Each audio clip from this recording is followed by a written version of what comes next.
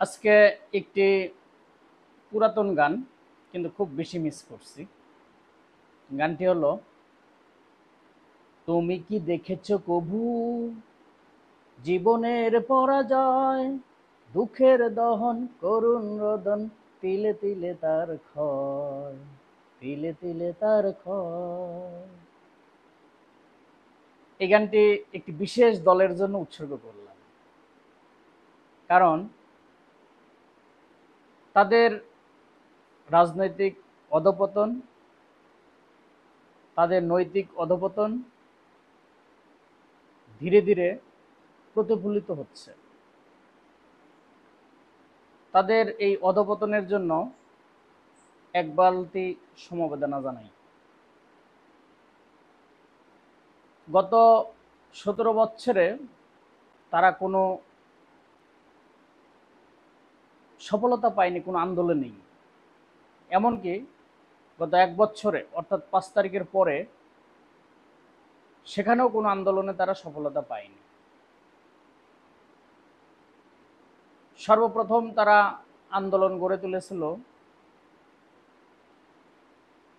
ডিসেম্বরের মধ্যেই নির্বাচন দিতে হবে, সেটি সফলতার সহিত ব্যর্থ হয়েছেন। দ্বিতীয়ত, ইশাক সাহেবের মেয়রের দাবিতে জোরপূর্বক মেয়র হতে চেয়েছিলেন, সেখানেও সফলতার সহিত ব্যর্থ হয়েছেন। এভাবে আরো কিছু আন্দোলন তারা করেছে, যেমন ডাকসু নির্বাচন, স্থানীয় নির্বাচন আগে না পরে। স্থানীয় নির্বাচনের বিষয়ে এখনো সফলতা ব্যর্থতা না পেলেও ডাকসু নির্বাচনকে ঘিরে তাদের আন্দোলন ব্যর্থ হয়েছে। আগামী 9 সেপ্টেম্বর ডাকসু নির্বাচনের তারিখ ঘোষণা হয়েছে। ছাত্রদল বলেছিলেন যে জাতীয় নির্বাচনের আগে ডাকসু নির্বাচন কোনোভাবেই মেনে নেওয়া হবে না, কিন্তু তারা রাজনৈতিক পরাজয় বরণ করেছেন। অনুরূপভাবে স্থানীয় নির্বাচনও জাতীয় নির্বাচনের আগে হবে, কিন্তু তিনারা স্থানীয় নির্বাচন ঠেকাতে পারবে বলে আমি বিশ্বাস করি না। অর্থাৎ তাদের পরাজয় সুনিশ্চিত প্রতিটি ক্ষেত্রে।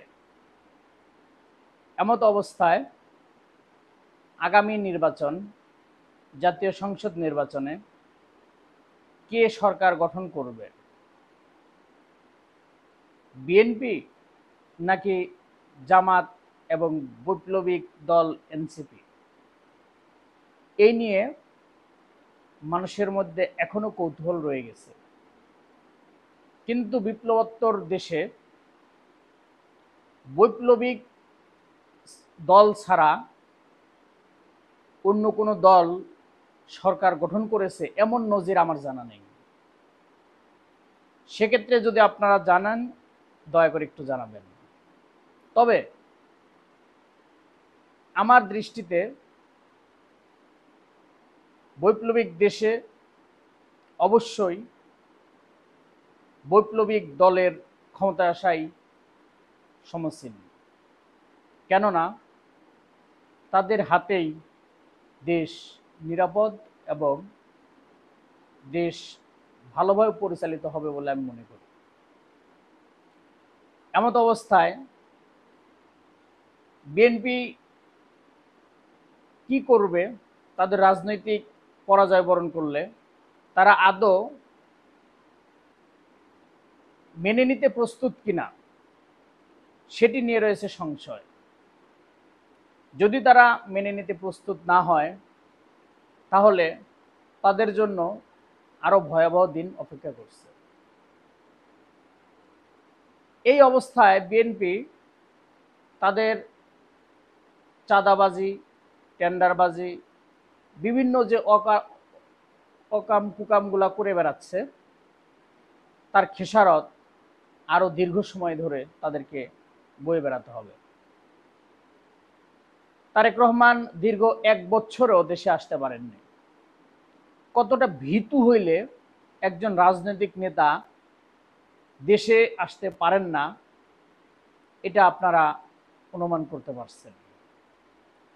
5 তারিখের পরের দিনই উচিত ছিল তারেক রহমানের দেশে এসে আত্মসমর্পণ করা, যেভাবে মাহমুদুর রহমান আত্মসমর্পণ করেছেন এবং মামলা লড়ে এখন জামিনে মুক্ত আছেন।